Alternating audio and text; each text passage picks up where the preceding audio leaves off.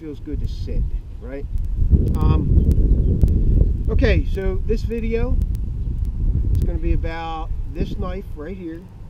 Jeez, I whiz. Look how far that went in.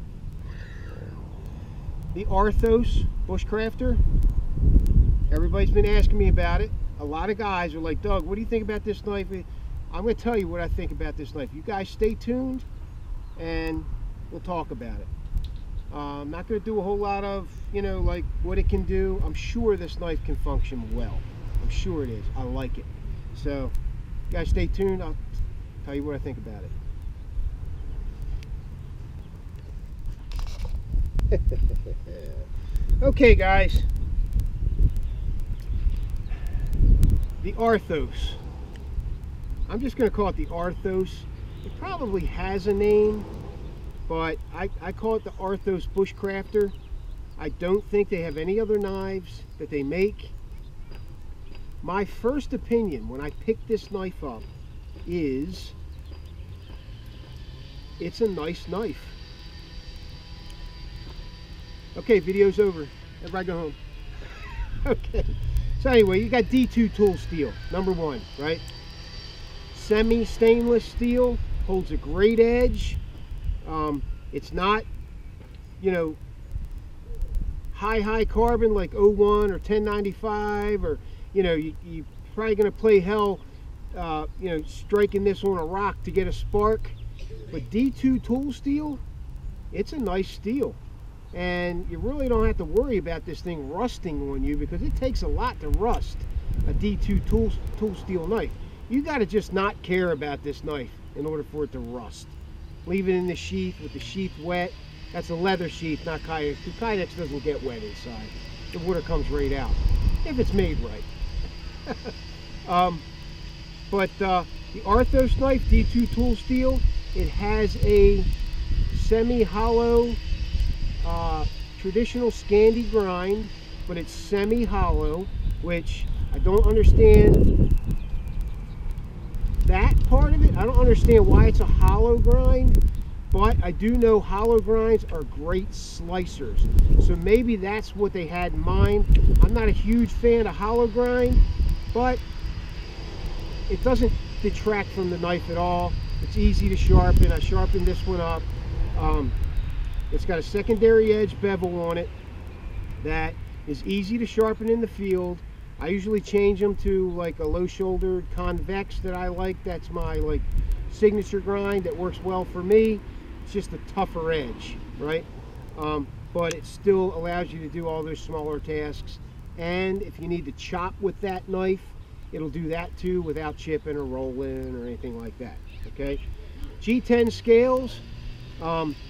I got my hands all wet, right, in the kitchen, and these G10 scales with the texturing they have on it, good positive purchase, even with wet hands. The finger choil's nice and deep, so you know you're not going to run your finger into that blade unless you're like weak or something and your finger slips off, or you got arthritis and you're not real sure with the knife in your hand. But for most of us, this thing has a great positive purchase. It's very comfortable. I tell you, the handle, it's right. It's right. Nice palm swell. I love it. These edges, right? These edges on the handle could be softened up a little bit. But I want to say this about customizing some of your knives, okay? This knife you can buy for $60 to $90, okay? It depends on where you get it. I usually get, I contacted the company, right? But I noticed that the prices on eBay are anywhere from $60 to $90, okay? So I wouldn't have a problem with shaving with a Dremel tool or sandpaper, whatever you choose to use, some of these sharper edges, right? Just to make it a little bit more comfortable. But where your finger touches, where your hand touches, pretty damn comfortable knife. I'll give it that, right? The thickness of the steel is, they say, 0.136 inches, which it's a little over 1/8 of an inch, which is a good thickness for a knife this size. It's not too heavy. It might make a decent necker if you're into bigger neckers. It's not out of the realm of possibility to put this thing around your neck in a sheath. It's a little heavy, but like I said, some guys like me, I like a bigger neck knife. I want a neck knife I can actually do something with, right?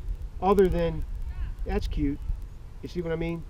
So I like a bigger neck knife.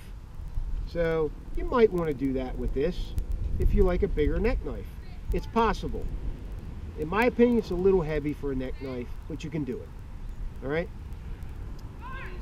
So, you know, he's got a nice chisel tip here. It looks like a fairly strong tip for the steel that he's building the knife out of. Got thumb jimping on the spine. Not too aggressive, but I think if you work with it for a while with push cuts and your thumb on the spine, you're good to go. All right. As long as you don't have your finger on those serrations too long. They can be irritating, but they do provide good purchase, right, on the knife. So you got a pommel on the back, right? It's all squared off. Maybe soften these edges a little bit with a Dremel tool. But like I said, that portion of the knife doesn't hit the hand, so it might serve some other purpose for you. All right, so I'm going to do a little bit of work with this knife and just kind of put it through its paces. I know it's going to function well. It's a well-made knife, and that's what's important to me, right? You're going to see probably 25 or 30 different reviews on YouTube of this knife, and they're going to give you all the specs, and they're going to put it through its paces, and you know what's going to happen? It's going to do well, right? Unless they don't use it right or something, right? So it's a decent knife at a good price. That D2 tool steel is a good steel, right? Not too expensive for knife makers to build a knife out of it with. And it's extremely rust resistant. I wouldn't say it's a stainless, but it's close. It's like a hybrid, high carbon stainless steel. And it's pretty hard.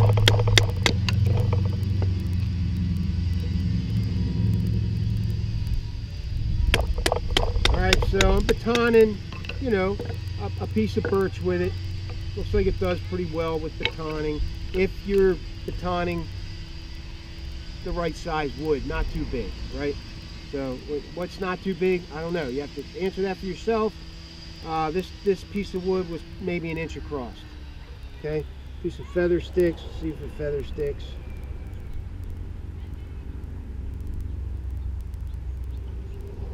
Yeah, look at that. It's got a nice edge. Nice wispy feathers. That would probably, if you make them thin enough, and you can make them thin enough with this knife with a stock edge, that's pretty wispy. I mean, that's up there with the best of them.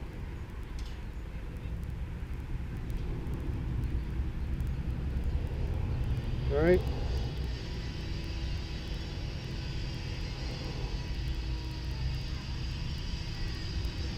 So my main thing with this knife is, do I like it? Is it going to work for me? Absolutely. I would take this into the bush and I would use this knife based on its geometry, which I like, the comfort in the hand, which I like, the sharpness of the spine, which is pretty good. It could be sharper, but like I said, don't be afraid to modify your knife if you have to. If your knife, your favorite knife, is not doing what you want it to do, everything, you might be able to modify it to do everything you want it to do, just by, say, like I like sharp spines on knives, taking this, you know, and a file to it, or a belt sander, or however you're going to do it, but make sure that you do it nice and straight so that those edges are 90 degrees sharp, right? And then what I do is I take a diamond rod, or well, let's say a diamond rod, right? And I just touch it up to sharpen the 90-degree edges up. Okay, so yeah, I like this knife. I would use it in the bush, no problem. All right, guys, so that's the Arthos knife. You can see it in the hand, very comfortable. It's made out of a good steel. The Rockwell's up there around 60 for D2, which is pretty good for D2 tool steel, because you can take the Rockwell up a little higher with D2 because you can get it harder, right, and it won't fail. It won't roll, you know, it's a good steel. Not the best. I like CPM 3V, but now, you know, I always have to show Kydex sheath work. I mean, that's what I do. That's my full-time job. I think I do it well. I know I do it well because I got a shitload of business. Right? Go figure. I think if you do something well, you're gonna be good. You're gonna do well at it. So, I'll show you some of these sheaths that we built. Actually, I think I built every one of these. So this one is for Jeff Luca, my buddy. And Jeff Luca has been extraordinarily generous to Yellow Hawk Customs Outdoors. He just donated a couple of knives, sent me a whole bag of good Alec Bradley cigars. Man, you know, I can't ask for much more than that. Thank you, Jeff. Appreciate that. Suck up. Yeah, I'm sucking up. And also, I want to shout out to the guy's initials are David Brown. I'm sorry, DB. Okay, that's his initials. He was also very generous in donating that OpMod pack, right? The Bear Butte hammock we're getting ready to give away, a live fire, a flashlight, a couple other things too, right? So Dave, I appreciate that. All the support that you guys give this channel and the company, I truly appreciate. I'm going to give you shout outs when I can. So this is Jeff Luca's sheath, right? For his Mike Wallace Behemoth, right? Got a little Kydex dust on it. That happens with Kydex sometimes, especially with a knife with a sharp 90-degree spine. Love it. Love it, right? Guess what the steel is? Oh, come on. Just guess, right? Nope, you're wrong. It's CPM 3V. You should have known that, right? CPM 3V, Mike Wallace. That's Jeff Luca's Bowie. Provided a little bit of a challenge because it's a big knife, but you can see it's in there great, right? And ow! You want to hear it again? What? Jim Bowie would have liked that knife. Right, Jim Bowie. You want to hear it again, don't you? Bob doesn't want to hear it, but I want to hear it. Ah, that's an authoritative click. That knife not coming out of there unless you want it to come out. That's an authoritative knife. It's not hard to get out of there. Okay? That's a knife. That's a knife. Coyote Brown, I even gave him tan eyelets, you know, real pretty eyelets. ATAX Vista, 1/2 inch by 6 inch ferro rod holder. Double molly locks on the back, right? This thing sits nice and stable on a molly system, Pals webbing, right? Nice and stable. A nice tooled, oiled and waxed leather loop on the tabby dangler, and I don't know if you guys can see that. I got the logo stamped in there, and I got it stamped back here as well. Okay, now this particular leather doesn't stamp all that well, but you can see it. It's there. You know what I mean? But it's extremely strong. That's why I use it. It's durable, right? I use 3 or 4 different types of leather. Most of it's Herman oak, which is really high quality cowhide. That is 9 to 10 ounce. This is 9 ounce, and it's really tough. That I treat, oil, and dye myself, right? I gotta know things are done right, so I do it myself, right? So I spend a lot of time on these things. Got baldric carry, tabby dangler, shore up plate, 3 different screw attachments to make it really strong because it's a fairly heavy knife, right? And you can also take these off, put a tech lock on if he wants to as well. Okay, so there's that one. Love the knife, Jeff. This one here. Okay, now I just finished this one yesterday, right? A little bit of a hiccup, right, on this one, that I'm gonna have to change the Highlander accents out for black. Okay, but other than that, look at this. This is a 16-hour build. That is, I don't know if you guys can see it. I hope you can. This is Diamondback rattlesnake skin. Diamondback rattlesnake. I would say Western Diamondback, I would think. Although it's off the animal, so I don't really can't identify it too well. He's an immigrant. He came in illegal. Right, he was an illegal immigrant snake. Right, he wore a sombrero. Anyway, couldn't document him. I got it on the front, you know, in a frame, right? And the reason I put it in the frame is because rattlesnake skin, snake skin in general, is really thin, not extremely tough. It's okay, but I have to border it with something to keep it strong. That's my #1 consideration when I'm building a sheath system. Is it going to be durable and strong and hold up to anything that client can throw at it? Yes, it can, right? So I built it that way for that reason, okay? There it is on the back, right? So all I'm gonna do from this point on is change out these accessory pieces for black. I'm gonna make them black, okay? And here's the knife. Relentless. I think Tops makes a version of this called the Punisher. I don't know what this one's called. It could be the Punisher, right? Could be. But this is an actual Relentless, not a Tops aftermake, right? That thing's a beast. That's a beast, right? You could do some damage with that knife. And, ready? Oh, my Lord in heaven. No rattle, no wriggle, no roll, no tip rock, nothing. This thing's solid. It's got a Herman Oaks 9 to 10 ounce cowhide, dyed, oiled, and waxed. Got some tooling in there.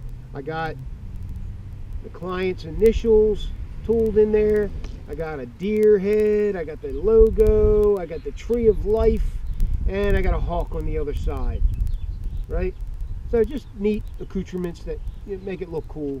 Doesn't make it any tougher, right? It's already tough. So there's that one. That's the rattlesnake skin. I don't know what to call it yet. I don't really want to name it. It's just, it is what it is. It's a neat looking sheath. It took me a long time to build. So we try to give you two things here: durability and style, both. If you don't want the style part, you're damn sure going to get the durability part. That's #1, okay? All right, so, and then I got this sheath. I think you guys seen this already. This is one of my favorites because it's mine. This is the BMF Bushcrafter. It's also a Skinner.